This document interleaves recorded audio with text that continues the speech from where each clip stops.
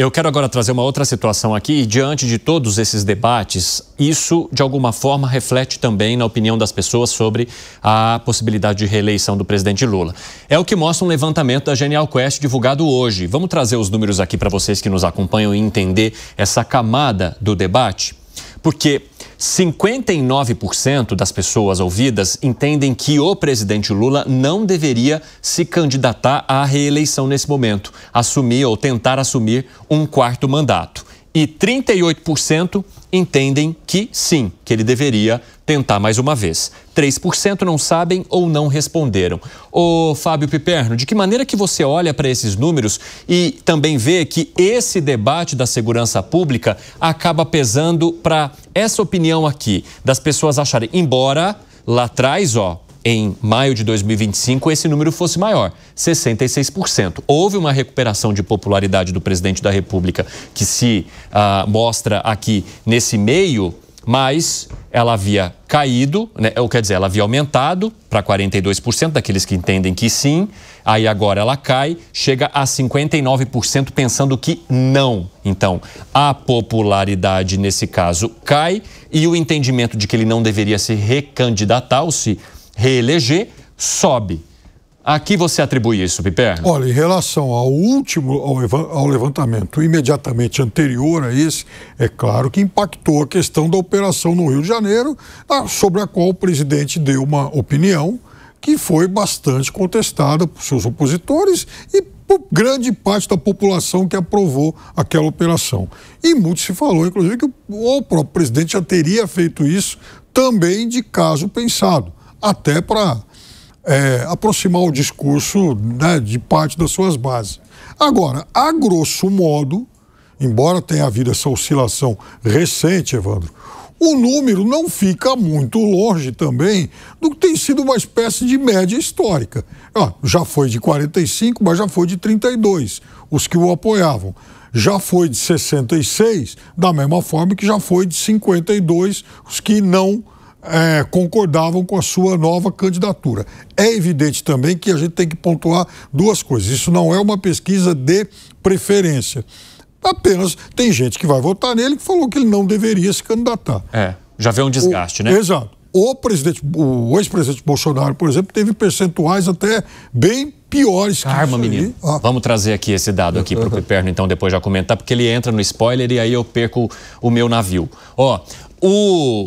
Aqueles que entendem que Bolsonaro deveria abrir mão para apoiar um outro candidato, agora chega a 67%. Agora é interessante que nos levantamentos anteriores, em outubro e setembro, esse número estava um pouquinho maior. Mas ainda assim, ele é maior do que o número daqueles que entendem que Lula não deveria tentar uma reeleição. Então, as pessoas pensam que Bolsonaro deveria já abrir mão da candidatura, apoiar outro candidato. Aqueles que pensam que Bolsonaro deveria manter a candidatura é aquele número de eleitores que acompanha Jair Bolsonaro desde 2018 e assim permaneceu. Esses 26% que são muito importantes para o PL, para Jair Bolsonaro e, inclusive, que fazem todos os partidos se mobilizarem em torno de Jair Bolsonaro na espera de que ele faça a indicação.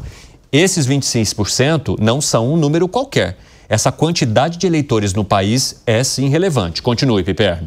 Não, então, eu acho que, veja, também o presidente Bolsonaro tem muito mais de 26% em qualquer pesquisa. Apenas é uma pesquisa que procurou apurar se o eleitor acha que eles devem se manter ou não. Até porque tem gente que defende renovação, que nenhum dos dois candidatos e tal. Então, tem muito, até porque, de fato, o presidente Lula já vai disputar a sua sétima eleição presidente, se eu não estou enganado. É claro que também há um esgotamento de material e parte do eleitor, inclusive dele, gostaria de ver um outro nome. Entende um cansaço e uma dificuldade que o Lula tem de repassar essa competitividade para um outro candidato da esquerda. Fala, Langani. Esse tipo de pergunta, Evandro, capta dois efeitos, né? Um efeito é esse desgaste. Então pode ser que mesmo que a pessoa tenha uma preferência pelo Lula, ela acha que é interessante oxigenar, ter uma mudança, que ele não deve partir para uma reeleição, né?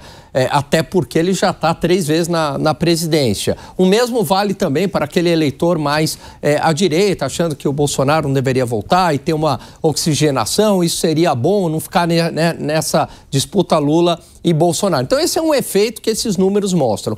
Um segundo efeito, evidentemente, é a rejeição. né? Então, quando a gente percebe ali no primeiro gráfico, o Lula, em julho de 2024, com 53%, dizendo que ele não deveria partir para uma reeleição, a gente está falando de praticamente metade. Agora chega a quase 60% dizendo, né, que ele não deveria partir para uma reeleição. Então, o que justifica esse incremento, né, no intervalo de tempo pequeno? O que justifica não é aquele eleitor, que é o primeiro efeito que eu falei, né? Que esse aí quer uma oxigenação e tal. Não, esse daí não mudou de preferência num espaço tão curto de tempo. É uma questão mais estrutural. Nesse caso, é justamente porque aumentou a rejeição dele e muito ligado à questão da segurança pública e do IOF também.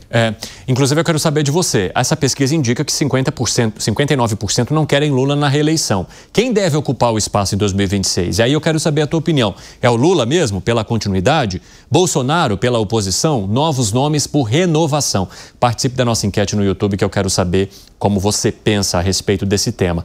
Zé Maria Trindade, você também traz ou analisa que a segurança pública tem pesado de alguma forma, mesmo com o governo tentando tomar conta desse debate agora com o PL antifacção? Há uma dificuldade das pessoas compreenderem isso e principalmente transferirem apoio, competitividade, algo positivo para o presidente da República em torno deste tema? Sim, pesa. Existem áreas sensíveis para as duas áreas, né, da direita e da esquerda. A direita não lida bem quando o debate é programa social, Bolsa Família, assim por diante. E isso provoca ali atritos ideológicos. A gente vê que depois de combater a Bolsa Família, o Bolsonaro aumentou o valor da Bolsa Família e criou aquele o Plano Brasil, que distribuiu dinheiro durante a pandemia e assim por diante, mostrando que há flexibilidade, né?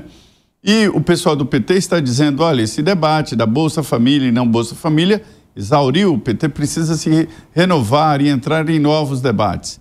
Esse setor de segurança pública para a esquerda, que é a área sensível. A esquerda não tem como lidar com isso, porque dentro da esquerda estão organizações sociais, estão ONGs, que têm uma ideia completamente diferente sobre a violência, acha que a violência na verdade, um gatilho contra pobres e habitantes de área desprotegida, porque a criança não tem o que fazer e o Estado não dá aparato, ele acaba entrando no crime e assim por diante. Então, há dificuldade sim. Agora, eu analisando essa pesquisa de perto, esse quadro, exatamente esse quadro sobre ser ou não ser candidato, eu acho ele assim meio controvertido e eu diria até contraditório.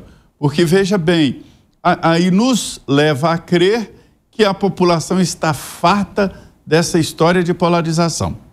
Nos leva a crer que ninguém quer mais ouvir falar de Bolsonaro e de Lula. Mas os dois são codependentes na política. A codependência, um depende do outro, ou seja, o PT se fortalece quando contradita com Bolsonaro. E o Bolsonaro se fortalece quando diz, não, olha, eu que sou o adversário do Lula. E assim por diante. Eu escuto no dia a dia, olha você, como se eu tivesse esse poder, né?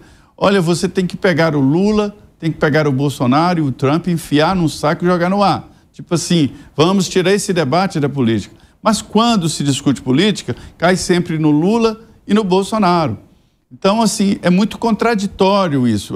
Isso indica para o fim da polarização, mas a polarização está presente na política por aqui e presente no nosso dia a dia, né? Seria ótimo se todos estivessem dispostos a acabar com esse debate de polarização e discutir problemas, discutir soluções para o Brasil.